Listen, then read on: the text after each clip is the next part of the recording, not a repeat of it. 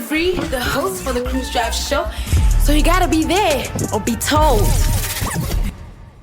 Good morning. Once again, top of the morning, we are back right here at this specific time where I promised you that we will be joined by Fire Protection Association of Southern Africa. And I am joined by two gentlemen in the building. I really hope that you are excited as much as I am. Good morning. How are you? Good morning. Good morning. Good morning, Frida. How are you, my good sirs? We are doing fantastically. Thanks. It's not as cold as last week, so it's not. good. Actually, the weather is actually so much better, hey? Yeah. I'm glad that we're all good. So let's just get straight to the conversation and get to know more about you and what exactly is it that you do. So the first question would be, can you please start by introducing yourself and what exactly is Fire Protection Association of Southern Africa? Thanks, Frida. I'm Marius Atterbury. I'm responsible for FPASA. We like to talk about it as FPASA in short. I'm joined by Kyle. I'll give him a chance to chat a little bit just now. FPASA was created in the 1970s already because the country started realizing that fire was causing a lot of loss, life loss, injury, financial losses. So right from then and even up to today, the purpose of the company is to try and get fire protection to be better so that we have less of those losses. As you can imagine, it's a lifelong task. I like that. I feel like you found a gap of coming up with the company and you just went for it, right? Yes. So 1970s, that is quite a long time ago, right? And you're still standing even today. That's great. So what exactly is the primary mission and objective of your organization? Okay, I'm gonna give it over to Marius to give you the mission, but on our end, we as the college, we try to, like we said, enhance fire education, if I had to say it in that sense, and not only in the workplaces but also in our daily lives. I don't think people understand how important fire safety is. Okay, yes, that's true. They don't really understand. That's why it comes back to the next question. Or are we still going to talk about the mission? We're still going to talk about the mission. Let me quickly just add in there, together with what Carl had said. Yes, sir. So the company is actually a not-for-profit company with a public benefit view. So yes, we do all of this training, and that helps us to pay the bills and everything. But that overarching mission, vision is for the betterment of the people out there, so that we are all hopefully living in a safer society, safe from fire and the effects of fire. That's beautiful. Listen, earlier we had a conversation on if we were to have an occupation we had as a child, which one would it be, right? And mine was a firefighter. I always wanted to be a firefighter. But of course we grow up and we change our minds and stuff like that. But it is really interesting to be able to be saving lives, because I feel like it also plays a role in saving lives, right? Yes. So to raise awareness, what exactly are the common causes of fire in South Africa? And from you, how can it be prevented? So in South Africa, we are actually also, as a company, one of the points where we collect national fire incident statistics. So we work together with the fire department. There's quite a bit of improvement that can be made on that. But what we do find is that a lot of our domestic type fires still happens after years and years because of electricity, where we have all kinds of electrical installations that are not really maintained that well. We also find that in different socioeconomic groups, there would be different drivers, like informal settlements where they're very reliant on open fire to heat and cook. Those open fires would often be the cause of fires. And then we also, that's been very much in the news over the last few years, the very big, in South Africa we talk about veld fires, but they veld and forest and all kinds of vegetation. And there it ranges from things like negligent, just that cigarette stump that you throw out the car, or actual fire setting. So there's various main causes of fire in the various environments. And fire prevention, really, I think we can bundle it together. How can I prevent that? Well, let's take care of what we have. If it's electricity in my domestic environment, let me make sure that all of the things that I used are in good working condition, no broken electric wiring, no overloaded plugs. Yeah, definitely. Take care of what you've got. And similarly, if we look at the low-cost informal housing environment, if you have to use open flame for that, use it as safely as possible. There's a way that you can make a candle holder with an old 2-liter bottle and lots of sand. Yeah. That if it does get knocked over, the sand kind of spills onto the flame and auto extinguishes it.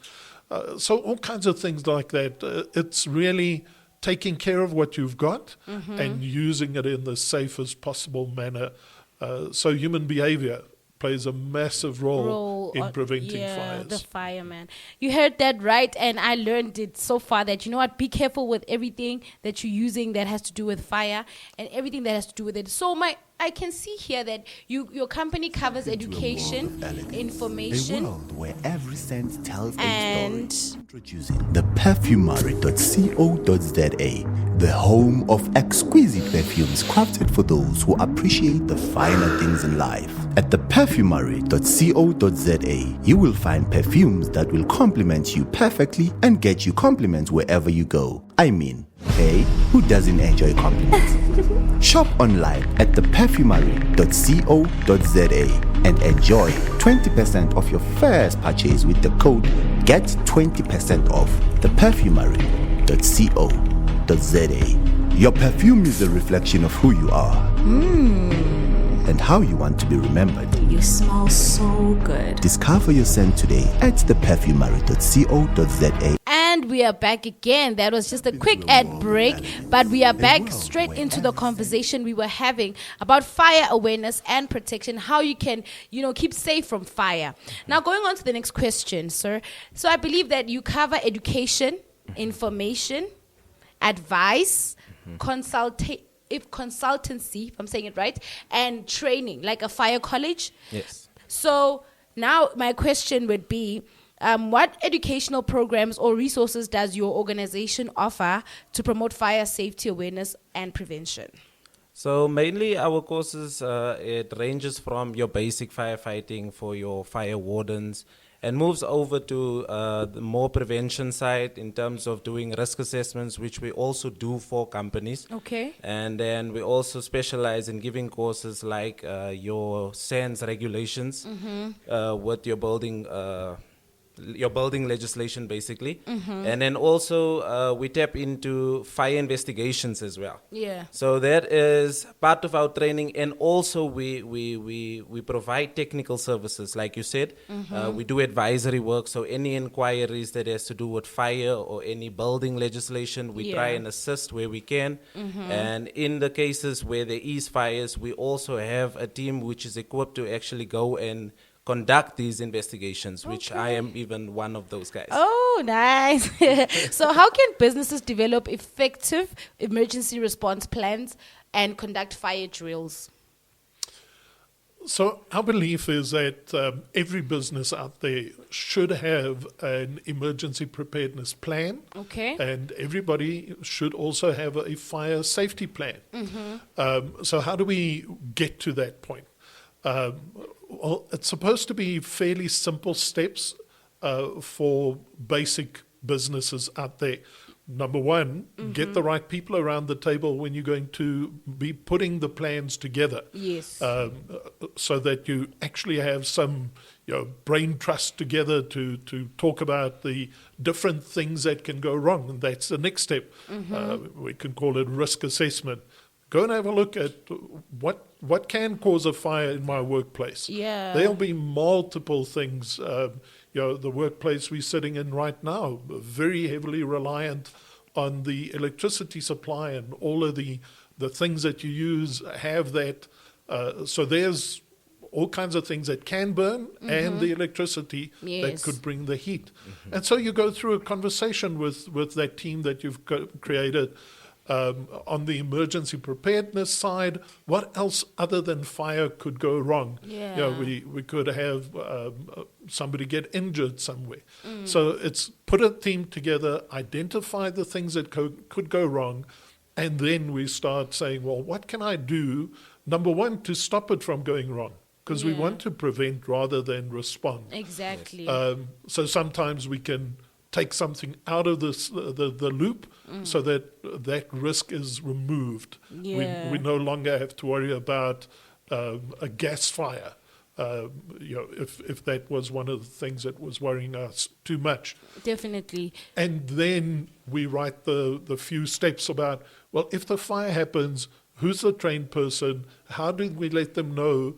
And what will they do? Grab the extinguisher. So that's writing the plan.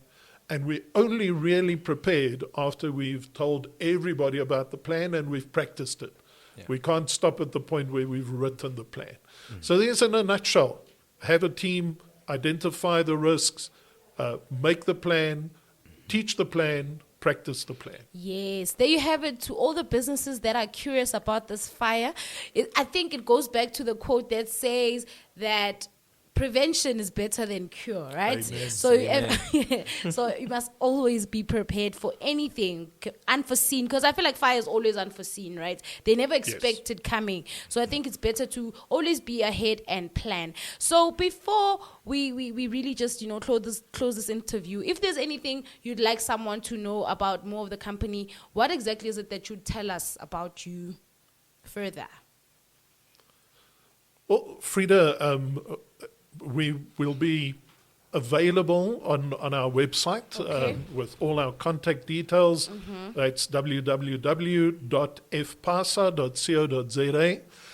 And people will be able to, as we touched on some of the things that we can do and we involved with, they can get more information on that. Okay. And then hopefully people will take it to heart that they should have some kind of a preparedness plan at their different workplaces and even at home. Be ready for this thing at home so that it doesn't catch us unawares, and we can then make sure that we all live safely, don't get hurt, don't lose our lives because of, as you mentioned it, the unforeseen fires. Yes. So can I ask, where are you situated, or rather based? Okay, so we are based in Boksburg, Bartlett, 105 Springbok Road. Oh, okay. So you're all the way from Boksburg We're to all the way from Johannesburg. Boksburg, That's yes. great. Thank you so much for honoring the invitation. And thank you so much for also giving us where people can find you. So just to give to conclude, what message would you like to convey to the listeners about fire safety and prevention? I feel like you already mentioned a mouthful, but let's give them a closure. All right. Be informed, be prepared, and stay safe from fire. Thank you so much. That was great. And if you are there, you're listening, and you are that one person with that business or company that you are not aware of any fire, please hit them up, call them. They are here for you. And catch us on our socials, because we'll be posting more about them, and you'll find out more in case you missed it. It is www.saumahdradios.co.za. You are tuned into the Green Light with your girl, Frida Free. Let's tap straight into the music, and when we come back, we're unpacking more business.